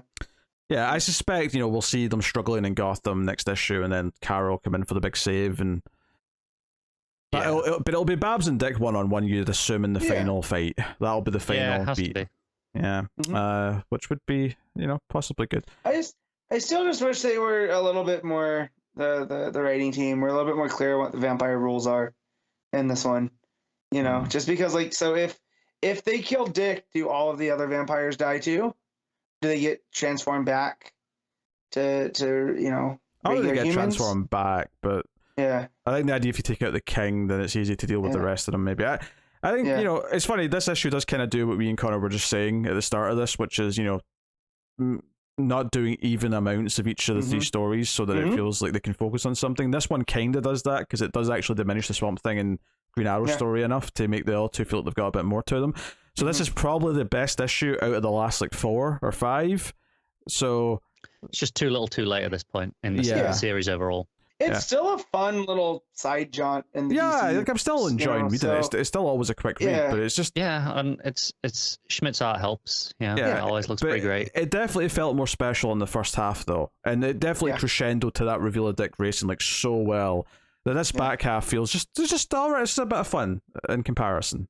So and I think a lot of it's just down to how they've structured it with the 3 stories getting equal time roughly per issue. It just every single time it's just felt like none of them have moved enough ahead rather than letting one really move ahead, and as we're saying. So but yeah, all right, what are we rating this one? Matt, what are you giving it? This is a 7.5. Connor? I'm probably gonna go closer to a 7. I think it's still pretty good. Art's nice, but it's just a bit too inconsistent overall still. Yeah, I'm gonna go with a 7 as well. I think it's good fun, but it's not as special as it was in the first half, and I think that repetition of this back half is definitely reared its head a little bit. So, yeah, cool. The Human Target issue 9, Tom King writing with Greg Smallwood on the art. Definitely the main event. I think getting it this week for me, probably Matt too, I imagine. Yep. That's what I saved for last this week. So the premise of this issue, all on the fantastic start where he technically dies and Ice has to revive him, and the art here is great because it's just her waking up and looking up at him, and then just pages of silent art of her like checking his breath and then try to give him resuscitation mouth to mouth. So just beautiful stuff. There's not a lot of dialogue in this one. Like we get to the end and there's a bit, but there's a lot of storytelling being done with bare panels. So, especially that first like 5 pages is almost all silent.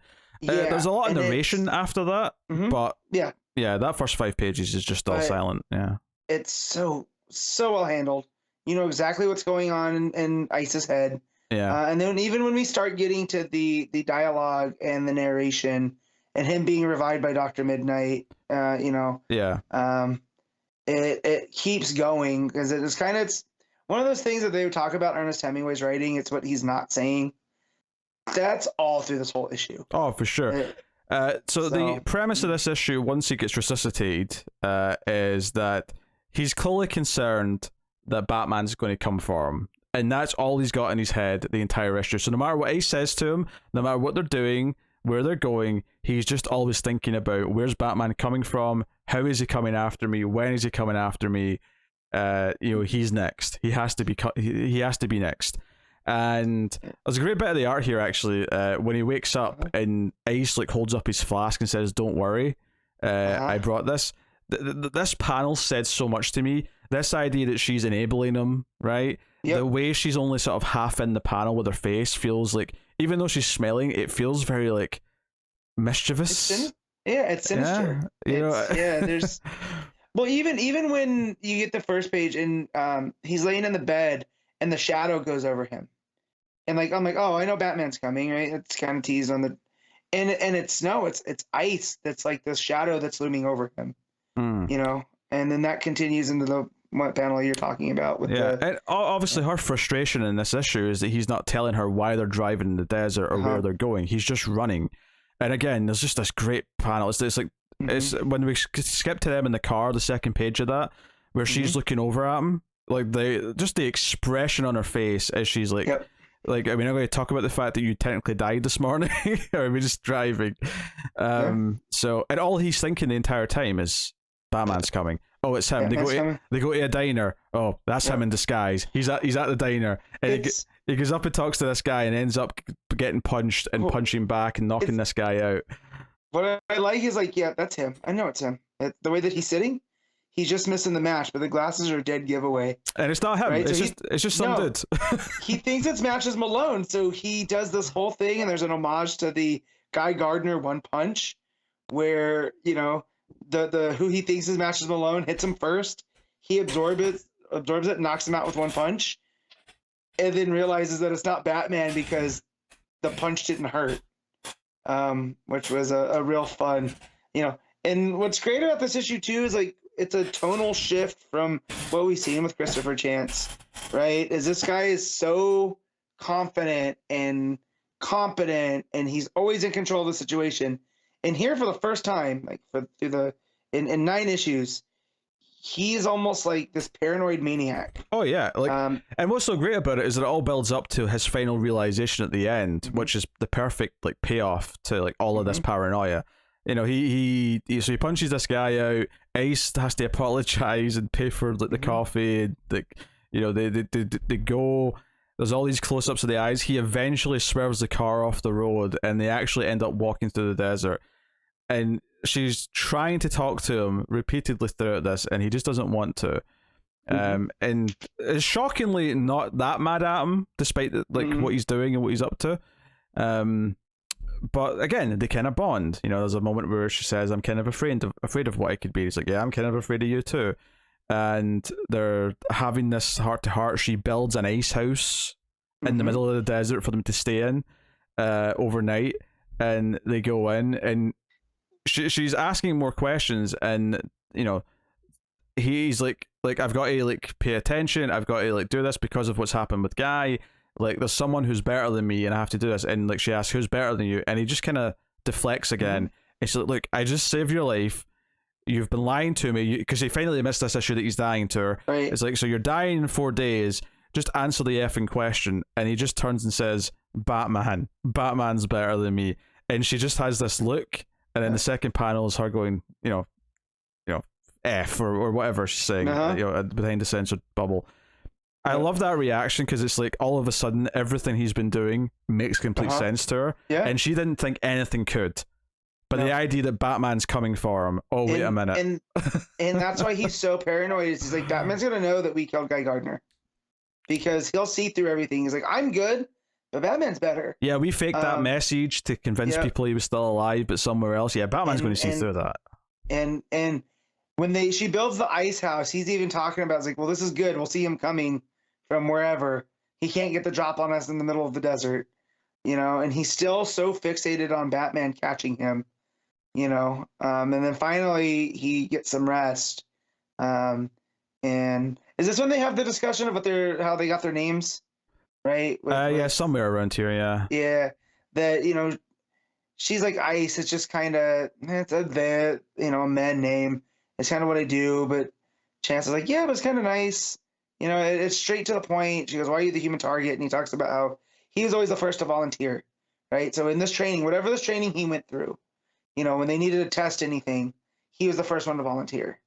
And I think that's a tell too to the story, right? Is like he is the human target, and I feel like this isn't going to plan, not necessarily as part of the plan, but it's going to end up paying off for him. And this is his big gamble now, because I feel like this now we're in the end game because of what is kind of revealed here at the end. Oh, for sure. Yeah. And, there's so much good sequential art. I talked about the opening pages, but like, even when they're in the ice house and he's sitting down, the page that ends with him saying "I love you" and "I effed up," the way he sits down and she looks over and then puts her head on his shoulder, like there's so much good sequential art where you just feel the beats of the scene playing out as they're talking, and then she invites him up to bed, and like he's just said he loves her to her, and they're having sex in this ice house that she's made for him, and then the final revelation, which paints a cloud over how genuine Ice is being with him, which is something we've been questioning since the start. Like, this feels sweet and genuine, but is there the chance that she is the femme fatale and that she's somehow behind a lot of this? And the realization he comes to is that all issue is like, no, he's coming, Batman's coming, he's there, he'll come from the sky, maybe he'll come from the road, if he's in his car I'll see the car, and he keeps like, he's like, we're in a desert, we'll see him coming from any direction, he'll have to come up and ring the doorbell, we'll know he's coming. And then he finally wakes up after all this at the end, in the middle of the night, and says, no, he's not coming, and if he's not coming, then why is he not coming? It can only be one reason, is that he saw all this going on and decided that he didn't have to, get involved. And if he's not getting involved, it can only mean one thing, that Guy Gardner's not dead.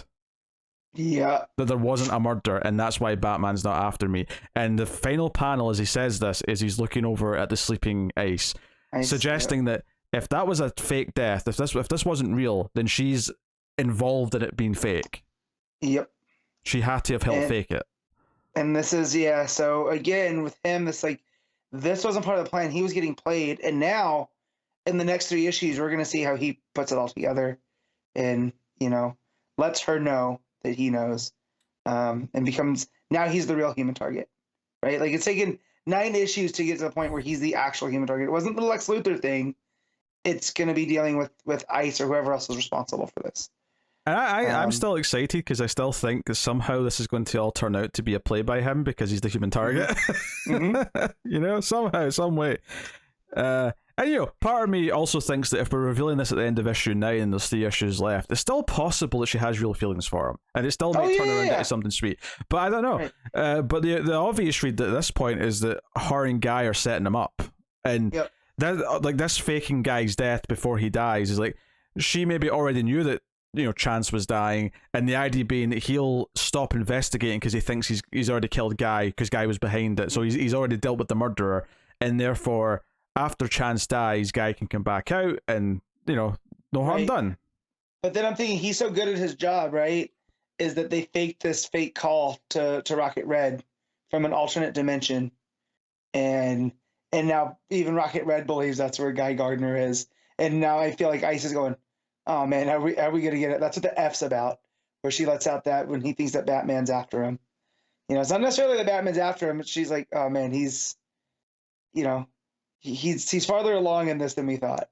So no, I kind of read the F as just a more genuine, like not so much that she's genuinely reacting to the Batman line, but more that, like, if she's playing the character here, that's just the reaction she thinks she should give. Sure. It could be that, but it's getting very pulpy in the way that I like pulpy, where there's going to be double turns and backstabbing and stuff that we thought we had figured out, that there's going to be a thing that we missed. I think this, along with Rorschach especially, King's done such a good job of, like, keeping us on the hook for the mystery and, like, where the story is going in a way that I think is so compelling issue to issue, and we've had such a great time talking about it issue to issue. And here it's kind of like propping these things in front of us, like, well, Ice is the obvious, like, it's going to turn out that she's behind the poison in some way and whatever. But to hit this point here where he realizes this, and the same issue that he's told her that he loves her has a bit of a gut punch element to it in a way that I find a lot in noir when you actually do it in a movie, it feels a bit phony, where I don't really feel the romance between the character, but because this is a serialized thing over 12 issues, I feel it a lot more. I feel a lot, and maybe it's because we're hearing his inner monologue a lot more. I don't know. Yeah, it feels genuine, especially when we got to that fire issue, and that was basically a test, and he passed the test, and I like to think that he's not Batman where he has a plan for everything. But he's very good at thinking on his feet. I think he likes to think he's got a plan for everything like Batman. Yeah, but at the same time acknowledges that he's not as good.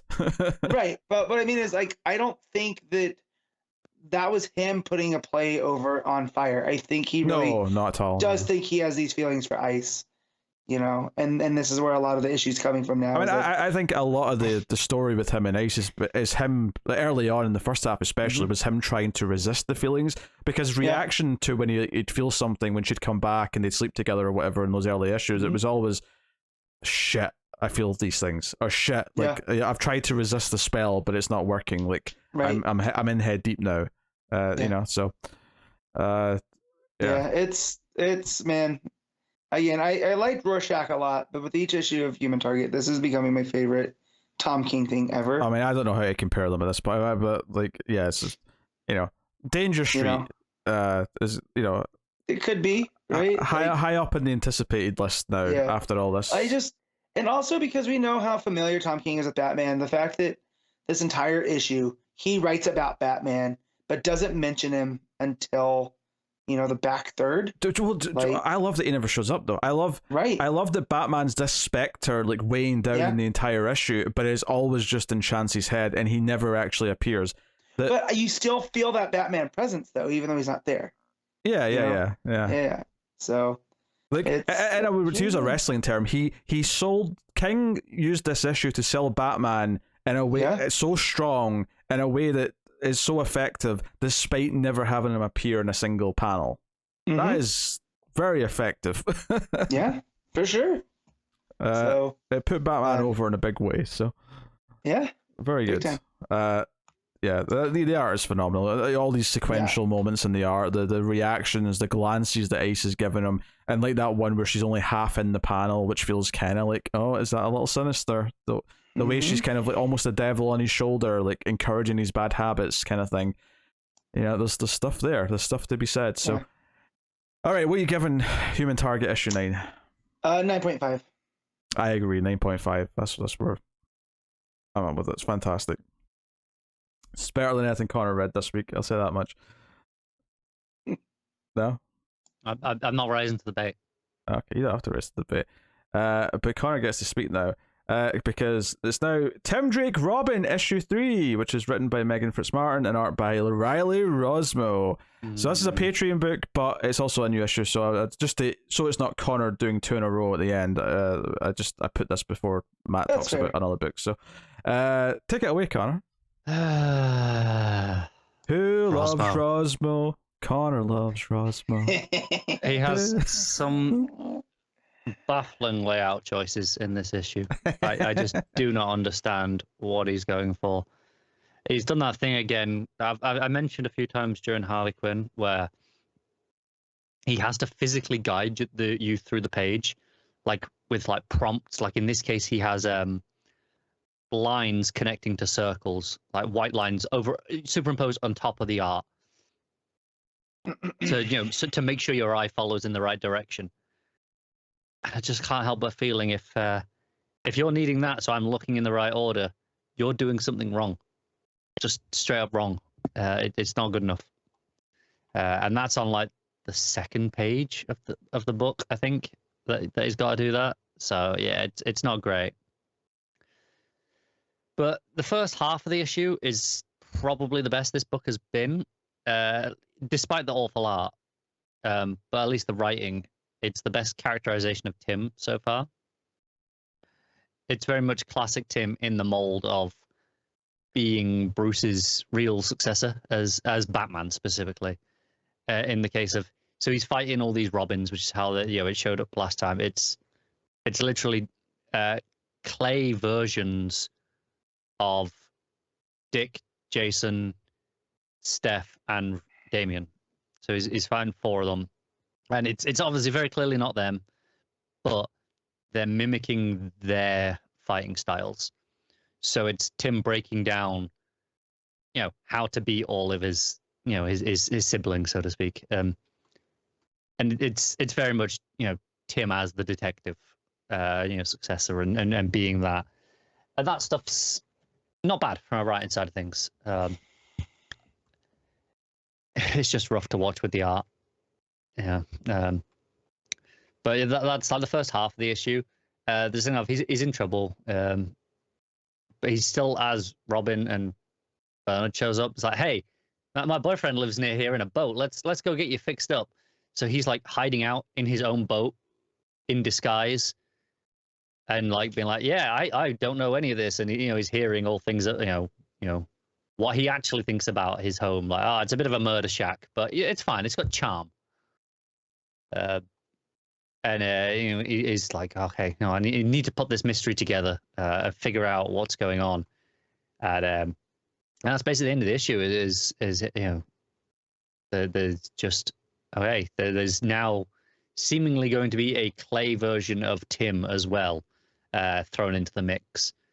Is the cliffhanger alongside all the other Robins? So we'll have to wait and see, how that goes. Tim v Tim, whether it'll try and mess up any kind of relationships, because they seem to know things about, despite being like clay manifestations, they do seem to know things about the other Robins. I think at one point, like Steph mentions like their relationship in the past, stuff like that. Like not anything explicit and specific references to things, but just more.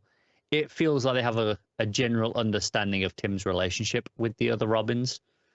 But how much of that is just what they've gleaned from casual observation is hard to say at this point. Yeah, I think it's definitely the best issue of the book so far. It's the first issue where I didn't feel completely lost by not having read the previous stuff. It's the best characterization of Tim. But, oh man, it's probably Rossmo's worst stuff in the book so far with his layouts. I think, they're not great. I still can't recommend this book as a Tim fan. Maybe once Rossmo's off the book, maybe, because it's starting to edge in the right direction from a writing perspective. And this is Fitzmartin, right? It is, yes. Yeah. So I don't know if you read the Young Justice tie-in. I did not. Dark Crisis. There's a lot of Tim and Connor and Bart stuff in there that seems like Fitzmartin really enjoys these characters. So I'm not surprised that the Tim feels right. I think that maybe Laura Braga doing the art like they did on. Yeah, that would be nice. On that book, on the Young Justice one, would help here, because everything you're saying sounds like something I'd like to read. I remember it's Rossmo, and I'm like, yeah, like the first two issues I think were bad from a writing side as well. Yeah, I kind of spoke about those where it wasn't like poor characterization of Tim, but I don't think it was particularly strong. It was superfluous. It was really focused on that plot, and I just felt really lost having not read the stuff in Urban Legends. Mm-hmm. It's finally settling to a groove of being its own book at last, in issue 3, as opposed to being a continuation from that, which is nice. But Rossmo, so yeah, it's going to be like a 4. Mm-hmm. Yeah. All right, we're done. So I was like, is Pete still there? I gave it a rating. Pete's just not paying attention. That's not my fault. I'm not paying attention at all. Pete's watching football too. No, I'm not. I'm looking at. This isn't a game that's going to convert any fans. It's not been great. No, I'm looking at gifs related to video games. And perfect. This game's perfectly mediocre. Yeah. You know how every time like a Sony first party game comes out, that they do a bunch of like memes with the characters from the game. Yeah. Actually, I don't. Well, you don't, but Carter does. Well, they did a bunch for the new God of War, and I was chuckling at them. Anyway, so next up, what do we have here? We have Sergeant Rock versus the Army of the Dead, issue 3. Bruce Campbell writing with Eduardo Risso on the art. How's it going, Matt? So this is issue 3. I can't necessarily say this is a great book, but boy, is it fun to read. Is it fast to read. This is another one that it just, once it gets going, it's just action scene after action scene. But this one opens with Hitler's doctor coming to the Fuhrer and bringing this new medicine to him And good old Adolf is like, it's not enough. I want what the soldiers get. And we know that this doctor, has created the zombie serum. And he says that he's never tested on someone who's still alive. And Hitler says, do it. We need every advantage in the days to come. So the doctor pulls out the serum, and then it cuts to the, Easy Company. And they're given, every issue so far, they're given some new, piece of weaponry that's pretty modern by our standards, but for World War II, it would have been like a total game changer. So here they're given, tear gas launchers, so they can disperse, people in the factory and destroy what they need to. They're also given bazookas and new machine guns. That basically they're a bit heavier than what they're using day to day, but still pretty familiar. And that they're gonna break Easy Company into two groups. One's gonna be led by Sergeant Rock. The other team is gonna be led by Dozer, who's the second in command. And that they're gonna split up and they're gonna destroy the plant where they're making the stuff and shut down the operation. So of course they split up, and they notice that the Hitler's doctor's there. So Rock calls an audible and is like, well, let's bring the doctor in. So it changes the mission just a little bit, because they, if they can flush him out and follow him to see where he's going to go, they can find out more of this. So they launch the attack. Hitler's doctor almost gets, fully away from the tear gas attack. But he's playing right into their hands.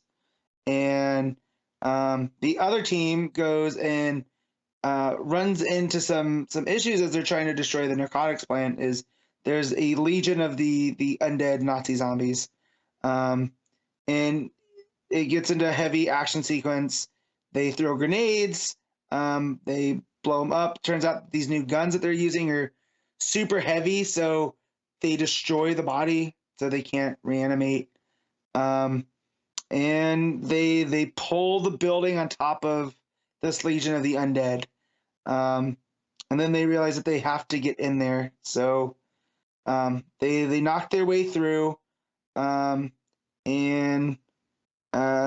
they destroy all the narcotics and get away. So now they're gonna go follow the doctor to find out where he's gonna go.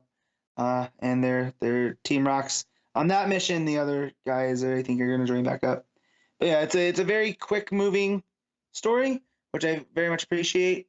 It feels like a World War II action movie, like in the best way. It's very pulpy. It's very Nazis bad guy, Nazis die, which is pretty ideal in all media. So yeah, Bruce Campbell kind of knows what he's doing. So I'll give this a 7.5. Okay, cool. So everyone to patreon.com/MailFuzzTV. You can make myself or Connor read a book. Connor did one a little bit earlier, but this is the actual Patreon section at the end. So the other book Connor is catching up with is Undiscovered Country, issue 19. Yeah, so start a new arc.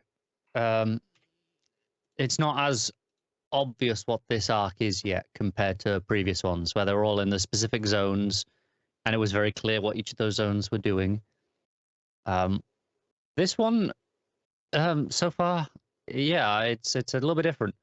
I'm not sure I'm as into it yet. The group's very split up. So we have two of them.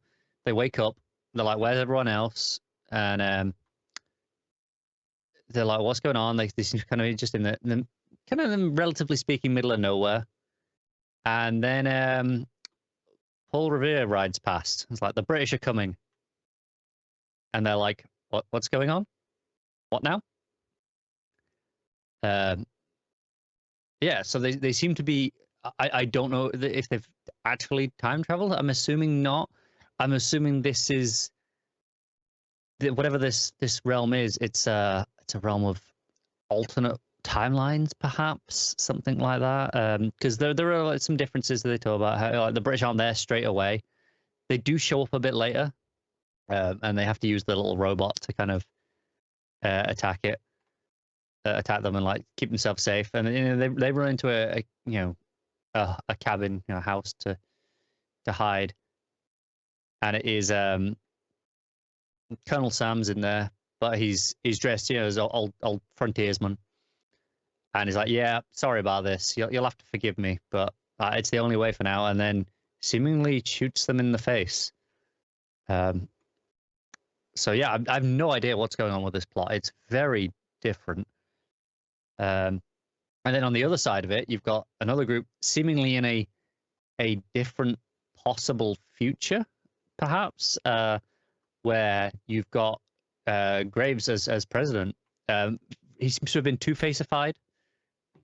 He very much looks like a traditional Two-Face, but with a lobster claw as well on one hand. Yeah.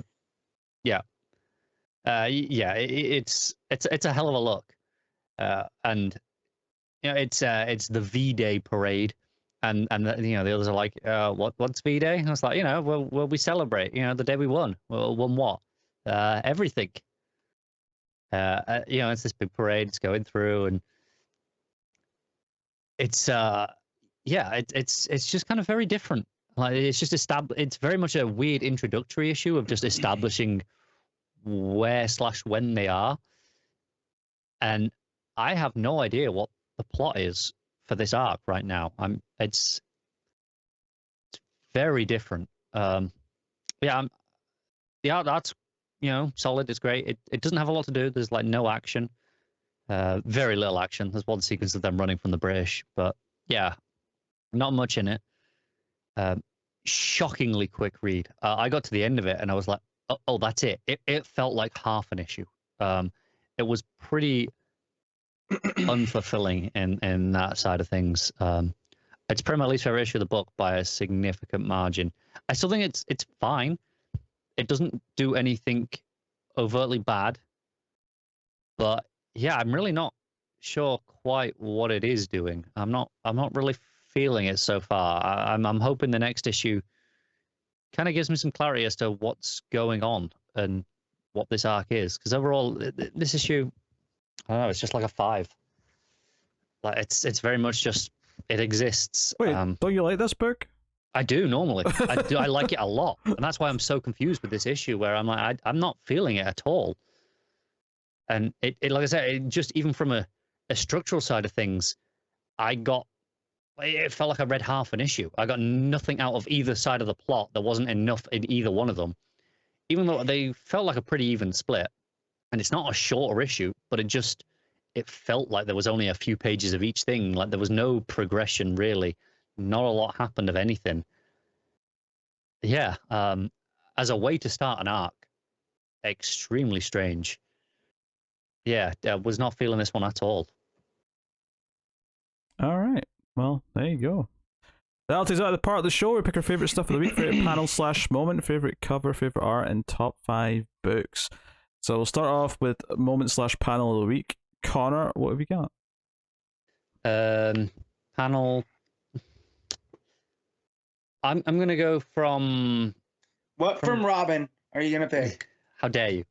Can they really be called panels in the traditional sense? No. I'm gonna go from Detective. It's a page. I don't think I mentioned it while we were talking about it. It's a page towards the end of the issue where Batman's kind of jumping down from a building, and it's just the cape flowing. There's all the clouds behind him, like smoke. It's all like purpley in the background. Oh, it's right before he goes into the plant. Power station. Yeah. It's a gorgeous page. It really suited the tone of that book, and it's unlike what I would expect normally from Ivan Reis. Okay, Matt. So, man, there's a lot from Human Target I could pick, but the one panel that I really, really did like is Bibbo standing next to Superman, facing down the New Gods, and that's the one I'm going to go with. Yeah, making my choice easy then, because I'm just going to go with. I mean, there's a lot of Human Target moments I could go with. The whole book. because I loved all of it, but that final line and his realization and just the implications of it just was like one of the best endings to a comic I've read in a while. It just means so much without being this big, over the top cliffhanger. Just a simple little realization, and it's perfect for that book and that issue in particular, because so much of the whole thing was just in his head the whole issue anyway. So for the whole thing to just be him realizing why he's wrong and what that might mean is so good. So there you go. Cover of the week. I have to say, I read 5 books this week, and all of them have at least one variant that's worth mentioning. Detective has the one from J.H. Williams III, which looks really good. There's that really cool demonic plastic man from DC vs. Vampires. Steve Beach did that one, I believe. Human Target's cover is obviously great. There's a nice Red Canary cover on Dark Rises.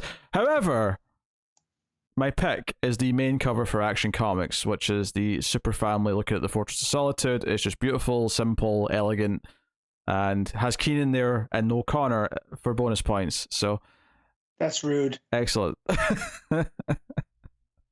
All right. What were you picking, Connor? Yeah, I'm looking at all the same covers pretty much. Throw in maybe the regular tech cover as well. I think that's pretty nice. Sure. But yeah, I'm also settling on the standard action cover. I think it is a really nice composition. Yep, it's beautiful. Matt? Yeah, me too. That was mine since I saw it. So. All right. All right. Art of the week, Matt. We'll start with you. Human Target. It's not close. Sure. I will also say Human Target. It's not even really much of a fight, even though there's other good art this week. It's just obviously. Yeah. Connor? Well, I obviously don't have that. I'm actually going to go with DC vs. Vampires. There is obviously that one wonky panel towards the end, but Schmidt still kind of kills it overall. Sure. All right, top 5 books. Connor? Detective Comics, Action, and then DC Vampires. Oh, that's the 2 you read. Okay. Technically, Robin is there as well. That's number 4. Patreon book. No, that's number 4. It came out this week. Patreon book. We don't count Patreon books. Matt, what's your top 5? Number 1 is Human Target. Number 2 is Action Comics. Number 3 is Detective Comics. Number 4 is... I don't remember what I gave the scores to. Number 4 is going to be Vampires, and 5 Dark Crisis. Yeah. Number 1 for me is Human Target. Number 2 is Detective. Number 3 is Action. Number 4 is DC vs. Vampires. And number 5 is the Dark Crisis tie-in issue. So, yeah, there you go. That is all that. I will now tell you what's coming next week from DC Comics. It is a week 5, so it's it's a weirder week. But we'll be having a look. Well, we'll be having a look at all of these, but this is what's coming out. Nightwing 2022 annual, Detective Comics 2022 annual, Batgirls 2022 annual, Justice Society of America issue 1, Superman Kal-El Returns Special issue 1, Blue Beetle Graduation Day issue 1, DC's Grifter Got Run Over by a Reindeer issue 1. That's their Christmas anthology special. And then bizarrely on the same day is Wildstorm 30th Anniversary Special issue 1, which is another $8 anthology book.